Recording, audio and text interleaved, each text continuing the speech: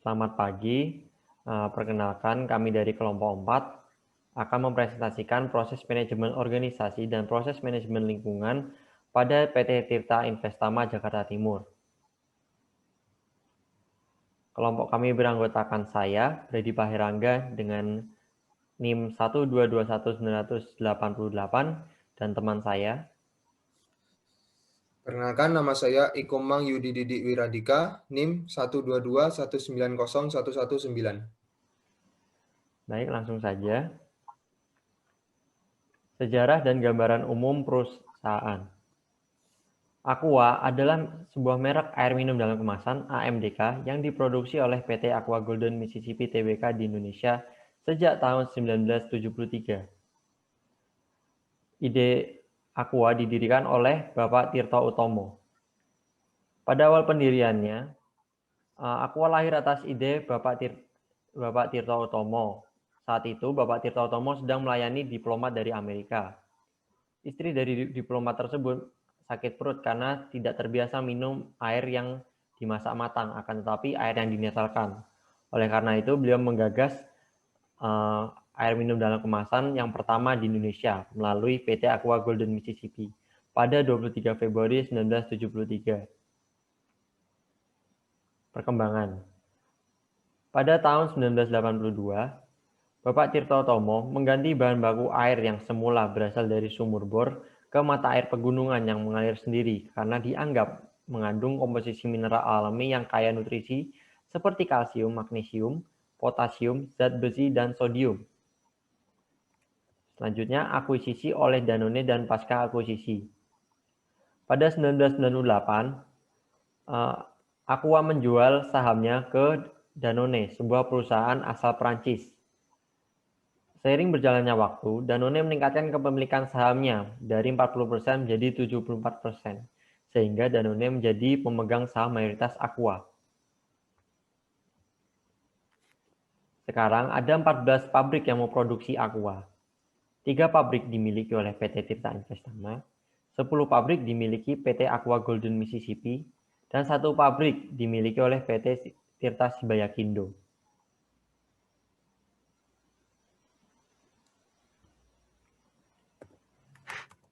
Setelah diakuisisi oleh Danone, Aqua berkembang dengan pesat.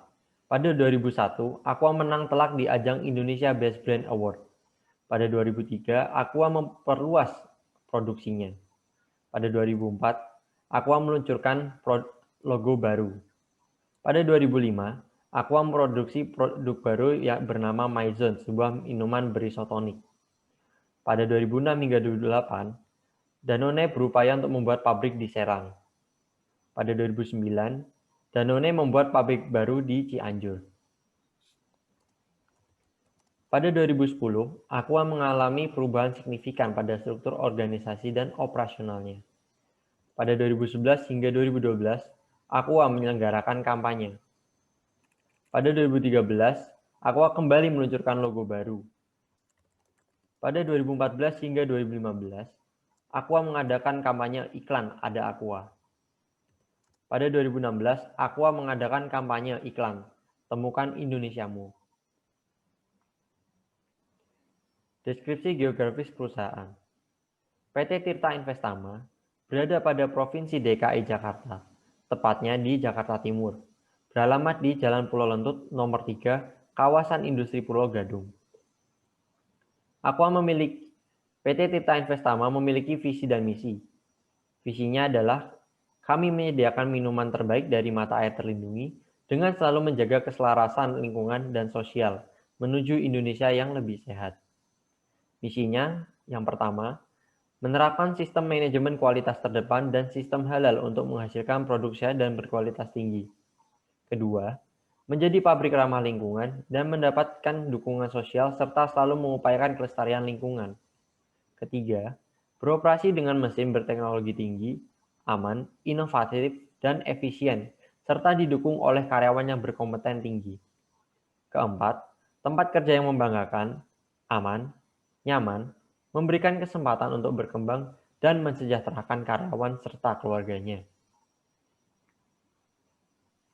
Definisi-definisi manajemen.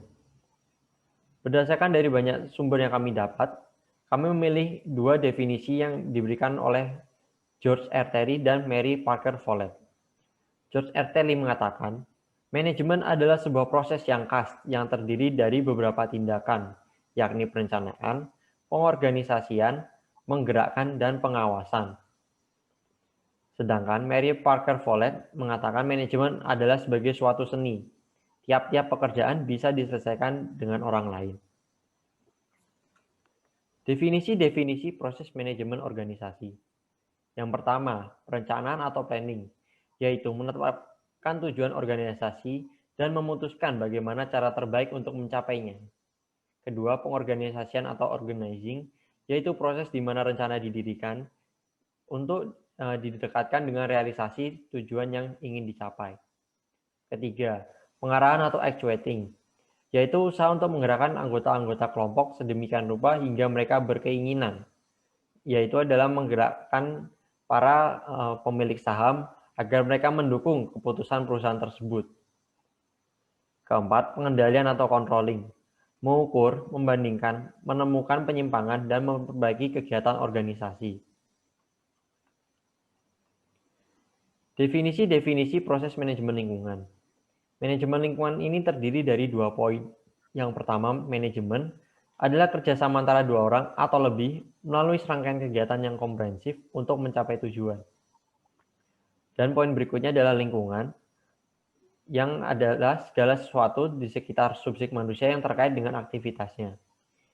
Lingkungan sendiri adalah hal-hal yang terkait dengan tanah, udara, air, sumber daya alam, flora, fauna, manusia, dan hubungan antar faktor-faktor tersebut. Jadi dapat diambil kesimpulan bahwa proses manajemen lingkungan adalah sekumpulan aktivitas merencanakan, mengorganisasikan, dan menggerakkan sumber daya manusia dan sumber daya lain untuk mencapai tujuan kebijakan lingkungan yang telah ditetapkan. Proses manajemen organisasi di perusahaan sumber daya.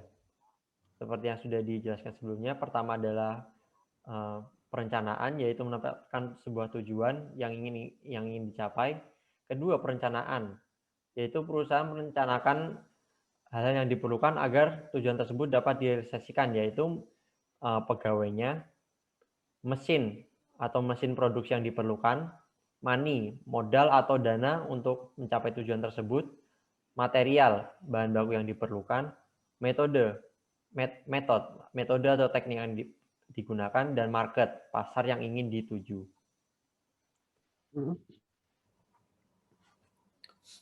Dalam proses manajemen lingkungan di perusahaan, terdapat prinsip-prinsip. Yang pertama ada prinsip pencegahan pencemaran, yaitu dasar bagi terciptanya kondisi yang sangat minim yang dihasilkan oleh bahan pencemaran. Yang kedua ada pengendalian pencemaran. Pengendalian pencemaran ini diterapkan bila pencemaran atau limbah masih dihasilkan dalam suatu proses produksi, maka yang dapat dilakukan adalah mengendalikan bahan pencemaran atau limbah tersebut agar tidak mencemari pekerja atau produk dan lingkungan sekitar. Yang ketiga, ada prinsip remediasi, yaitu untuk memulihkan kondisi lingkungan yang telah tercemar agar dapat kembali pulih dan dapat digunakan untuk kegiatan-kegiatan produktif. Ada juga 6 prinsip yang mendukung 3 prinsip tersebut. Yang pertama, ada refine, adalah penggunaan bahan atau proses yang lebih ramah lingkungan dibandingkan dengan bahan atau proses yang ada saat ini. Yang kedua, ada reduce, yaitu pengurangan jumlah limbah atau kehilangan bahan dengan optimalisasi proses atau operasional yang menghasilkan limbah dan mengalami pemborosan. Yang ketiga, reuse atau pemakaian kembali bahan-bahan atau limbah pada proses yang berbeda. Yang keempat ada recycle, yaitu penggunaan kembali bahan-bahan atau sumber daya untuk proses yang sama. Yang kelima ada recovery, yaitu kegiatan pengembalian kembali sebagian material penting dari aliran limbah untuk pemanfaatan ulang dalam proses atau dimanfaatkan untuk proses untuk keperluan lain. Yang terakhir ada retake energy, yaitu untuk pemanfaatan limbah untuk digunakan sebagai bahan bakar atau dalam arti luas untuk penghematan energi dalam proses produksi. Selanjutnya, struktur-struktur organisasi dalam manajemen perusahaan di PT Tirta Investama. Yang pertama, itu ada S&D atau Sales and Development. Yang tujuan Sales and Development dikepalai langsung oleh Wakil Presiden PT Tirta Investama dan bertanggung jawab kepada langsung Kepala Presiden PT Tirta Investama serta Presiden Grup Danone. Di dalam S&D ini terdapat dua bagian. Yang pertama RSD, Regional Sales Development, itu yang bertanggung jawab untuk penjualan produk di PT Tirta Investama.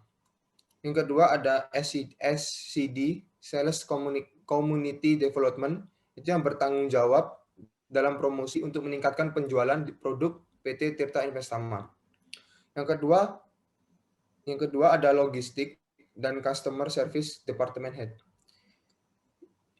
yang bertugas untuk mengatur seluruh kegiatan operasional dan administrasi di departemen customer service dan logistik, dan juga memastikan kesediaan produk, memonitor biaya operasional customer service, dan memastikan settlement operasional DC dengan benar.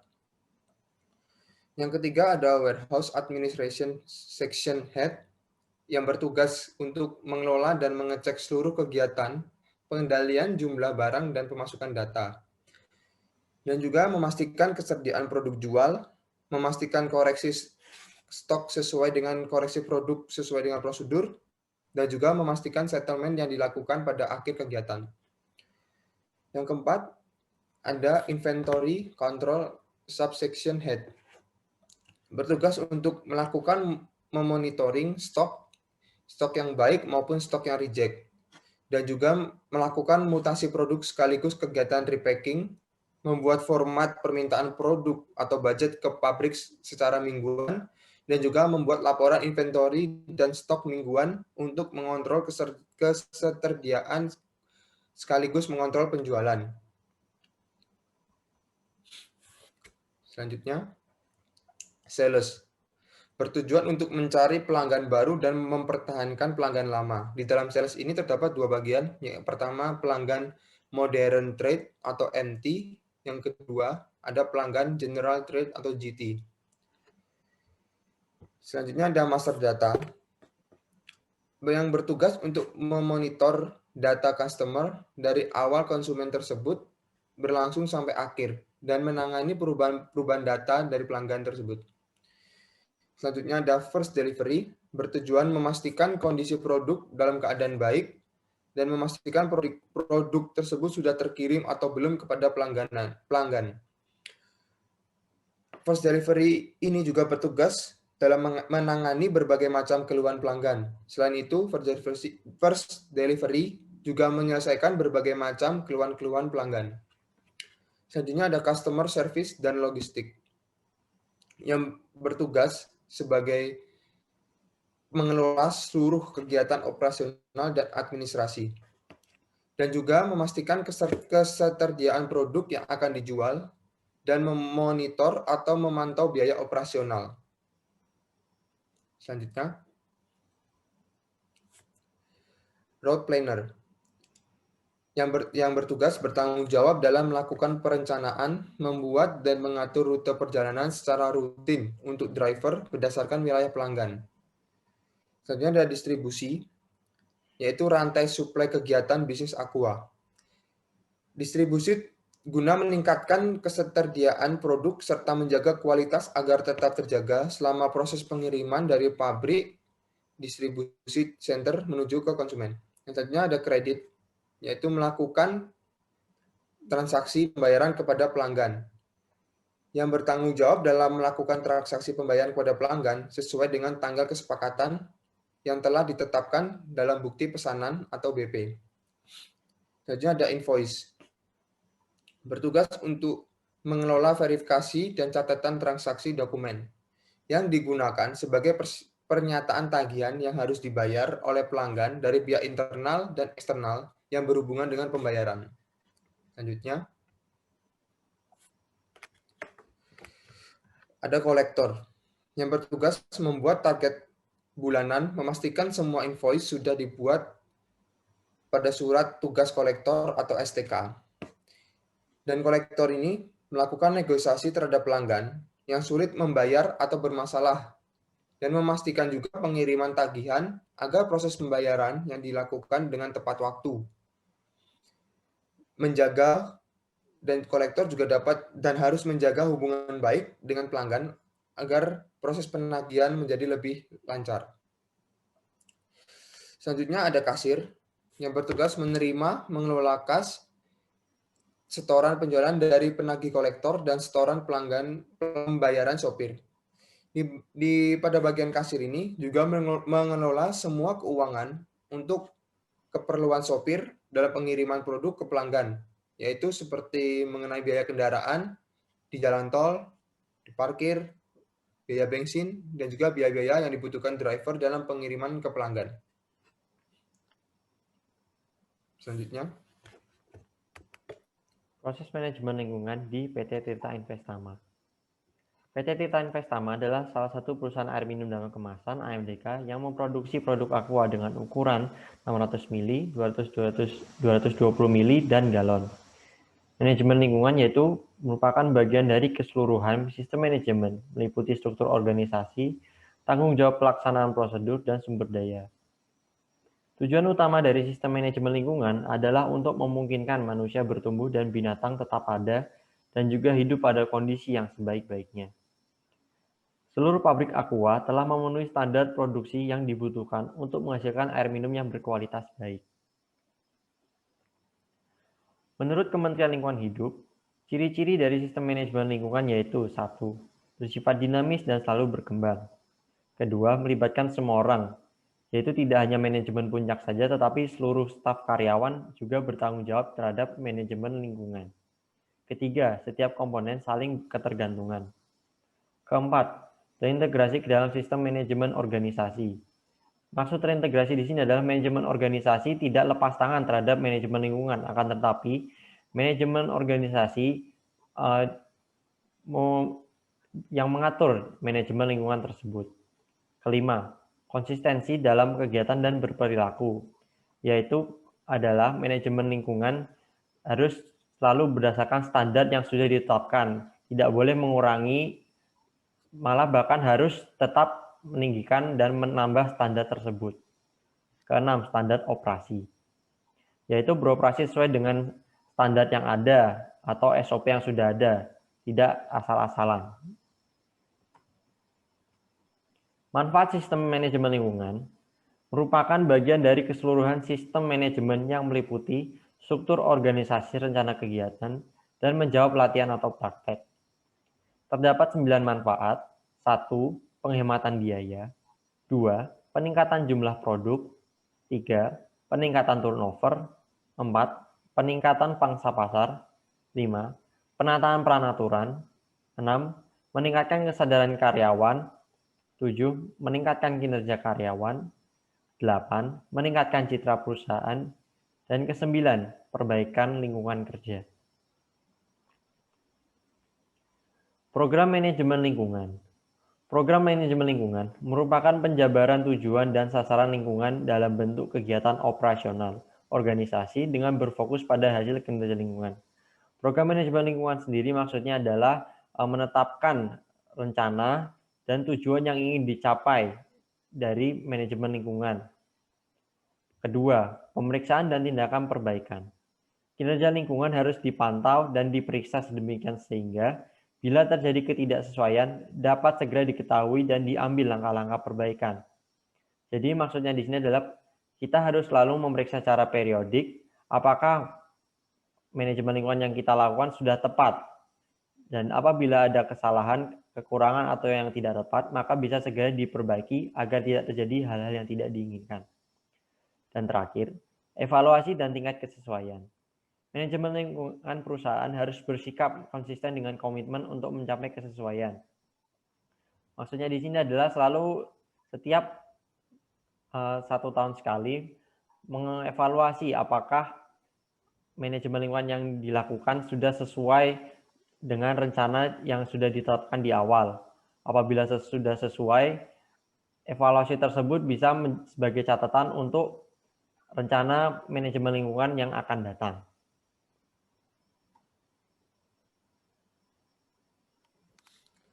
Hasil manajemen lingkungan. Yang pertama ada kebijakan lingkungan.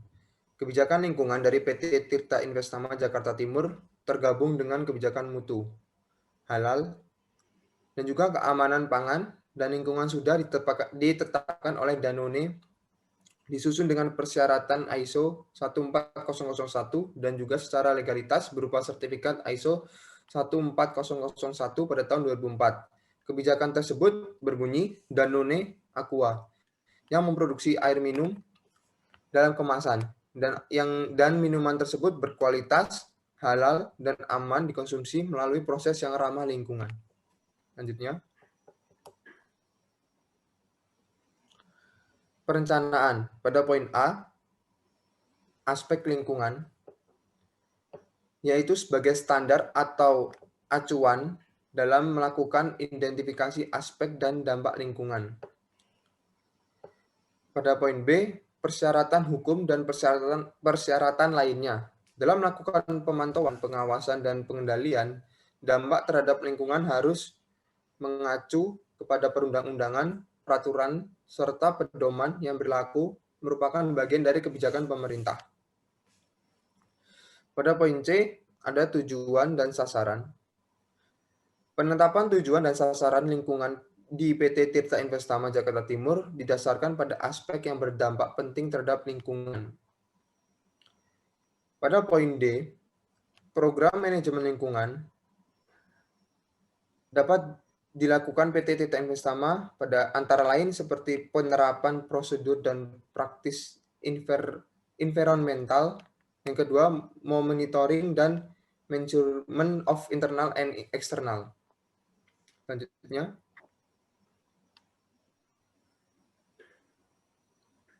penerapan. Pada poin A, struktur dan tanggung jawab untuk melakukan program ISO 14001 perlu dibentuk suatu struktur dan penanggung jawab yang jelas agar pelaksana tersebut lebih terarah dan lebih lancar. Pada poin B, semua karyawan PT Tirta Investama Jakarta Timur melakukan pelatihan untuk meyakinkan agar dapat melaksanakan tugasnya selalu memperhatikan dampak apa yang terjadi terhadap lingkungan. Dalam pelatihan ini terdapat 4 macam. Yang pertama, ada training mandatory. Yang kedua, ada training 5R. Yang ketiga, ada emergency response bila terjadi keadaan darurat. Dan yang terakhir, ada pelatihan pemadam kebakaran. Pada poin C, dokumentasi sistem manajemen lingkungan dan kontrol dokumen, segala prosedur yang menyangkut dan mengatur tentang sistem manajemen lingkungan di PT Tirta Investama Jakarta Timur telah didokumentasikan dengan baik dan di setiap dokumentasi memiliki nomor-nomor dokumen. Dan pada poin D, kontrol operasi di PT Tirta Investama Jakarta Timur akan dilakukan terhadap semua aktivitas yang berkaitan dengan aspek dampak lingkungan.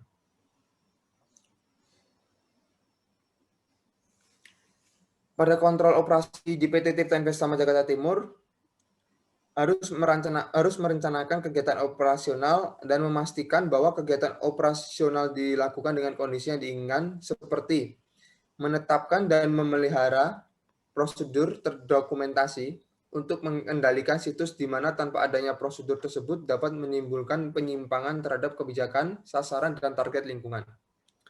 Yang terakhir pada poin E, kesigagapan tanggap darurat diupayakan seminimal mungkin dengan pengembangan satu sistem yang memadai. Contoh kesiagapan dan tanggung darurat manajemen setempat memberikan SOP. Sebagai contoh, yang pertama, mengidentifikasi dan menilai potensi keadaan darurat yang mungkin terjadi. adapun potensi bahaya terkait dengan setiap proses atau operasi, dan yang terakhir ada lokasi semua keadaan darurat yang harus diidentifikasi. Selanjutnya, pemeriksaan dan tindakan koreksi. Pada poin A, pemantauan dan pengukuran yang dilakukan di PT Tirta Investama Jakarta Timur dilakukan terhadap operasi dan aktivitas yang menimbulkan dampak penting terhadap lingkungan. Pada poin B, ketidaksesuaian tindakan koreksi dan pencegahan apabila dalam analisis pemantauan dan pengukuran di PT Tirta Investama Jakarta Timur ditemukan penyimpangan, maka dilakukan tindak lanjut sesuai dengan prosedur. Pada poin C, rekaman atau catatan lingkungan yang meliputi peraturan, aspek lingkungan, dan juga program manajemen lingkungan, struktur, dan juga tanggung jawab. Pada rekaman ini, catatan tersebut disimpan dalam kondisi siap untuk mudah didapatkan kembali di tempat yang memadai dan juga mencegah kerusakan atau kehilangan catatan tersebut. Pada poin D, audit sistem manajemen lingkungan menuntut penerapan sistem manajemen lingkungan ada dua, yaitu audit internal dan audit eksternal. Pada audit internal, sistem manajemen lingkungan dilakukan pada satu tahun sekali pada bulan April, dan juga pada eksternal dilakukan pada antara bulan Agustus hingga September. Selanjutnya, tinjauan manajemen. Tujuan manajemen dimaksudkan untuk memelihara kesinambungan, kesesuaian, dan efektivitas sistem manajemen lingkungan. Tujuan tersebut untuk memantau pencapaian dari setiap program yang dijalankan. Di dalam tujuan ini dilaksanakan setiap 6 bulan sekali, dan khusus untuk tujuan identifikasi aspek lingkungan dilakukan setiap 4 bulan sekali. Selanjutnya, perbaikan berkelanjutan. Aspek-aspek lingkungan selalu dipantau dan diukur untuk meningkatkan keefektivitas penerapan sistem manajemen lingkungan. Dari sistem manajemen lingkungan ini dilaksanakan oleh PT Tirta Investama Jakarta Timur, yaitu komitmen dan juga kebijakan lingkungan, perencanaan, penerapan, dan juga operasi. Jika terjadi kekeliruan atau kerusakan lingkungan, akan segera dilakukan perbaikan sehingga tercapai tujuan, yaitu perbaikan yang berkelanjutan. Selanjutnya, pembahasan manajemen lingkungan. Yang pertama ini ada yang dinamakan kebijakan lingkungan. Kebijakan lingkungan merupakan penggerak untuk menerapkan dan menyempurnakan sistem manajemen lingkungan perusahaan sehingga kebijakan lingkungan tersebut dapat dilakukan secara potensial dan juga menyempurnakan kinerja lingkungan. Yang kedua, ada perencanaan. Aspek lingkungan yang diidentifikasi dan juga yang dinilai atau dievaluasi meliputi lingkungan yang guna menetapkan aspek penting dan batas signifikannya. Pada perencanaan ini dapat menimbulkan dampak-dampak lingkungan yang signifikan seperti kegiatan produk jasa, aspek lingkungan yang meliputi aktivitas, personil, mesin, peralatan, bahan baku, lingkungan, dan sistem. Selanjutnya ada kondisi operasional. Kondisi operasional ini ada 3 bagian. Yang pertama ada kondisi normal, itu bila aspek dan dampak lingkungan atau bahayanya yang berada pada kisaran yang telah direncanakan.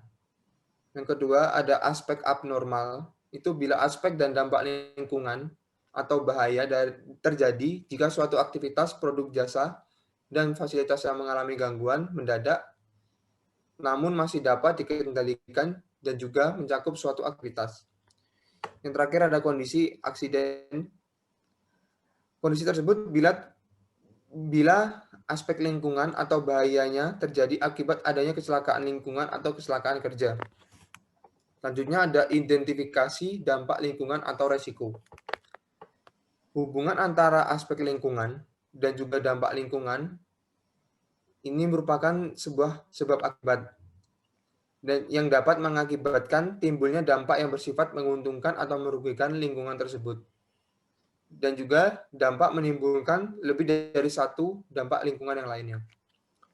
Selanjutnya, ada penentuan nilai signifikasi aspek lingkungan, yaitu seperti untuk mengukur tingkat keparahan, untuk mengukur tingkat kemungkinan, untuk mengukur tingkat efektivitas, dan untuk mengukur tingkat kepedulian. Selanjutnya ada tujuan dan sasaran. Tujuan dan sasaran disusun berdasarkan kebijakan lingkungan dan yang berkaitan erat dengan dampak lingkungan. Tujuan program manajemen lingkungan untuk penghematan energi dan penghematan terhadap yang pertama ada terhadap energi listrik, terhadap energi bahan bakar, terhadap total air, dan juga terhadap air sumber. Yang terakhir ada program manajemen lingkungan. Program manajemen lingkungan terus-menerus menetapkan dan memelihara program untuk mencapai tujuan dan sasaran, yang dimana program manajemen lingkungan ini juga memiliki tugas. Yang pertama, untuk menunjukkan penanggung jawab untuk mencapai tujuan dan sasaran pada setiap fungsi atau tingkat yang relevan. Dan juga bertugas sebagai cara untuk mencapai tujuan dan sasaran tersebut. Selanjutnya adalah kesimpulan. Pertama adalah kesimpulan proses manajemen organisasi di PT Tirta Investama. Proses manajemen organisasi di PT Tirta Investama pertama adalah menemukan calon pelanggan baru dan mempertahankan pelanggan lama oleh bagian sales. Kedua, memasukkan data pelanggan baru ke dalam database oleh master data. Master data juga bertugas untuk menangani perubahan data yang dialami oleh pelanggan lama. Ketiga adalah mengantarkan barang sesuai pesanan oleh bagian first delivery berdasarkan data yang diberikan oleh master data. Selain mengantar barang, first delivery juga menangani kunjungan keluhan pelanggan. Keempat adalah memonitor dan memastikan ketersediaan produk, memonitor dan menganalisa feedback pelanggan, mengevaluasi kinerja pegawai, dan lain-lain oleh bagian customer service dan logistik. Kelima, merencanakan jalur yang akan dilewati first delivery oleh route planner. Keenam, adalah mendistribusikan produk ke tangan distributor atau konsumen oleh bagian distribusi. Ketujuh, adalah memastikan pelanggan sudah membayar sesuai dengan tagihan yang diberikan oleh bagian kredit. Kedelapan, adalah mengeluarkan invoice apabila belum ada konfirmasi pembayaran dari bagian kredit yang akan diberikan kepada bagian kolektor. Kesembilan, menagih pelanggan sesuai dengan invoice yang ada oleh kolektor. Terakhir, menerima pembayaran dari penagihan kolektor atau pembayaran kepada first delivery oleh bagian kasir. Kesimpulan kedua, kesimpulan proses manajemen lingkungan di PT Tirta Investama. Penerapan proses manajemen lingkungan telah berjalan dengan baik dan juga penetapan tujuan dan sasaran, pengolahan dampak lingkungan, pengolahan limbah, serta perencanaan sistem manajemen lingkungan dilakukan secara rinci sesuai prosedur yang sudah ditetapkan. PT Tirta Investama telah menerapkan sistem manajemen lingkungan dengan mengidentifikasi risiko dan dampak lingkungan, maupun identifikasi terhadap tingkat kesesuaian serta terhadap peraturan perundangan dan persyaratan lainnya. Di dalam PT Tirta Investama, melakukan training dan pelatihan wajib yang diikuti oleh seluruh karyawan perusahaan yang dilakukan rutin setiap setahun sekali. Adapun hambatan-hambatan yang dihadapi dalam penerapan, antara lain, kurangnya pemahaman karyawan tentang pentingnya masalah lingkungan yang menganggap bahwa hal ini merupakan tanggung jawab manajemen puncak. Hal tersebut menyebabkan kurangnya sadar karyawan untuk melaksanakan program-program proses manajemen lingkungan yang telah ditetapkan. Saran untuk proses manajemen organisasi di PT Tirta Investama. Secara garis besar, proses manajemen organisasi di PT Tirta Investama sudah sangat baik. Saran yang mungkin bisa diberikan adalah menghilangkan bagian road planner dan tugasnya digantikan oleh bagian customer service and logistik atau bagian distribusi, serta menggabungkan bagian kredit, invoice, kolektor, dan kasir menjadi satu bagian, yaitu bagian keuangan. Hal ini dilakukan untuk mengurangi biaya operasional dengan mengurangi jumlah bagian dan personel yang ada dan menggabungkan bagian yang memiliki tugas yang relatif sama menjadi satu bagian untuk mengurangi jumlah personel dan biaya operasional. Saran untuk proses manajemen lingkungan di PT Tirta Investama. Meningkatkan kesadaran tenaga kerja mengenai pentingnya menjaga lingkungan dengan cara meningkatkan pelatihan, pendidikan, atau pengalaman kerja. Pelatihan dan training kepada karyawan lebih dirutinkan lagi dari 1 tahun sekali, minimal 2 kali dalam 1 tahun, serta lebih ditingkatkan sesuai dengan kebutuhan untuk menunjang penerapan sistem manajemen lingkungan terhadap seluruh karyawan perusahaan, dan juga memberikan reward bagi karyawan yang melaksanakan program manajemen lingkungan dengan baik. Misalnya, berupa bonus gaji, penghargaan menjadi duta lingkungan, dan memberikan punishment kepada karyawan yang tidak melaksanakan proses manajemen lingkungan dengan baik. Sekian dari kelompok kami tentang presentasi ini tentang membahas organisasi dan manajemen perusahaan industri, proses manajemen organisasi, dan proses manajemen lingkungan. Jika ada salah kata dari kami berdua, kami mohon maaf, dan semoga presentasi dari kami berdua bermanfaat bagi kita semua. Terima Amin. kasih.